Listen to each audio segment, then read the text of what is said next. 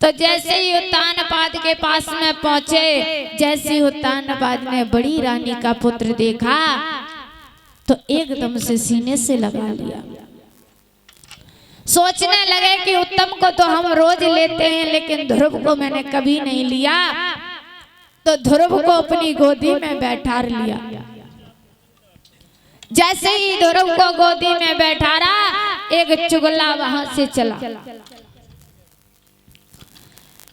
चुगला चला, महाराज हर गांव में तुम देखियो नारद और शुक्राचार्य हर गांव में मिले हैं। नारद को काम कहा तो इधर की उधर लगाए हुए, इधर की सुनियाते उधर के आते, उधर की सुनियाते इधर के आते हैं। पहले एक ही नारद थे, अब गांव गांव में मिले हैं। अब नारद की पहचान कैसे करे? सुनो कैसी? देखो, एक गांव में भैया एक बिगाड़ानंद रहते थे। बिगाड़ानंद समझियो। तो उनको काम का हाथों के काऊ लड़का की वे शादी नहीं होने देते, शादी नहीं होने देते। तो एक बार एक लड़का की शादी आई, लड़की वाले आ गए। बिगाड़ानंद को पता चला कि फलाने के लड़का के शादी वाले आए, वे काऊ को ब्याह ना होने दे। तो बिगाड़ानंद वहां से चले। अब जहाँ मेहमान बैठे थे वहीं पहुंच गए।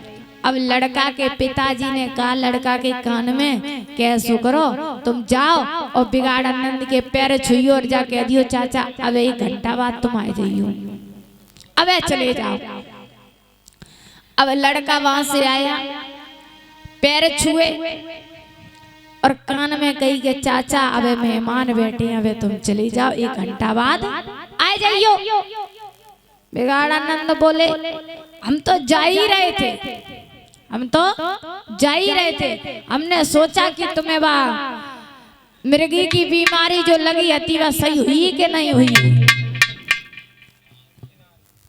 अब लड़की वाले ने सोची लड़का को मृगी की बीमारी, और हमने देखो हम अभी गए थे उधर भिंड साइड, तो हम पूछ के आए कि दौड़ा की दवा बहुत अच्छी देते हैं, तो तुम कल वहीं चलियो हमारे संग, हम तुम्हें दौड़ा की बीमारी की दवा दिलवा दी। अब लड़की वाले ने सोची कि लड़का को दो बीमारी, मृगी हुआ दौड़ा हुआ, हम शादी नहीं करें। लड़की वाले ने कहा भैया अब हमारी तुम्हारी राधे राधे, हम तो चले। लड़की मेहमान चले गए।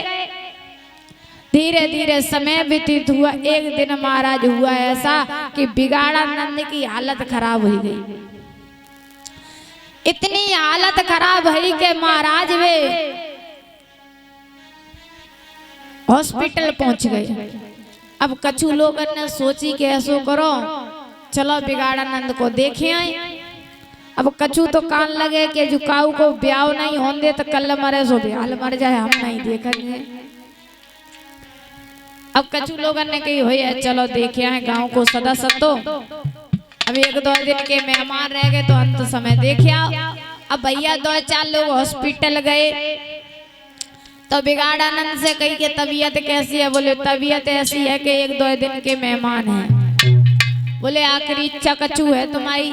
बोले हाँ। बोले क्या? बिगाड़ानंद कान लगे देखो हमने अपने जीवन में कछु काम नहीं करो, हमने अपने जीवन में कोई अच्छो काम ही नहीं करो, तो जब हम मर जाएं तो हमारे मुंह में तुम खूटा गाड़ दियो। क्या कर दियो? खूटा गाड़ दियो। अब महाराज 4 दिन के बाद बिगाड़ानंद मर गए।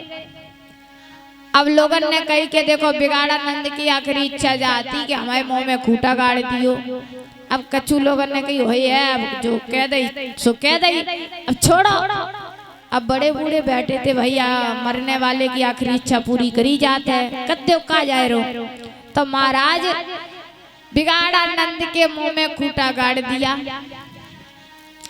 अब अर्थी लेके चले तो महाराज ऐसी रोड से होके जा रहे थे तो उधर से पुलिस की गाड़ी आ रही थी। अब भैया एक हाथ को खूटा जब ऊंचो दिखाई दिए तो वो मैं पता चल जाएगा कछु है जामे।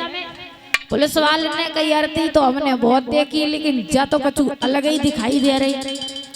गाड़ी खड़ी करी, बोले रुक जाओ, मट्टी को नीचे रखो। नीचे रख दिया। बोले कपड़ा हटाओ, कपड़ा हटाया तो जैसे ये हाथ को खूंटा दिखाई दो। बोले ये क्या है? बोले महाराज जे हमारे गांव के बिगाड़ानंद थे, तो इनने अपने जीवन में कुछ अच्छो काम ही नहीं करो, तो इनकी आखिरी इच्छा जाती कि मरते जब हम मर जाएं तो एक हाथ को खूंटा गाड़ दियो। पुलिस वाले कहने लगे वाह भाई वाह, इनने कछु अच्छो काम नहीं करो, तासो तुम गांव वालों ने मिलके इन्हें खूंटा गाड़ के मार डालो।